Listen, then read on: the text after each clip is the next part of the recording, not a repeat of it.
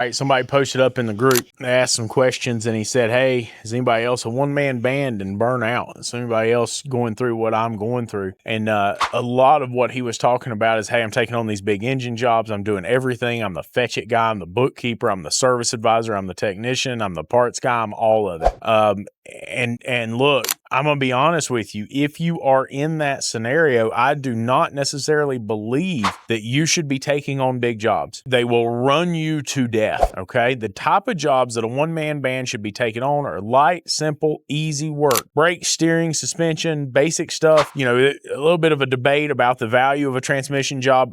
I want to be clear that I'm not saying that transmission job can't be a moneymaker. I'm just saying that if you're not configured for that, or if it is a big, tough transmission job that's a multi-day deal or a whole day deal, probably going to turn that away. But definitely big engine jobs, definitely internal engine work is an absolute no-no in a one-man shop. What I'm going to be doing is, like I said, steering, suspension, little light work, things that I can get in and out that are high GP per hour jobs, things that I can move on, things I can schedule for, things that I can plan for. Because like those big jobs, you think about this. Let's say that you go to take that thing out and you break a bolt somewhere on the exhaust. Now you got to wait on the manifold. It's a whole deal. You're killing your production in the shop, okay? You will burn yourself out with those big jobs. So only try and focus on little small jobs that are maintainable. And then you need to kind of plan your day out. I was always told, hey, different times of the day you have to wear different hats. It is still overwhelming. So an automated attendant that can answer some telephone calls. Now there's these AI automated attendants.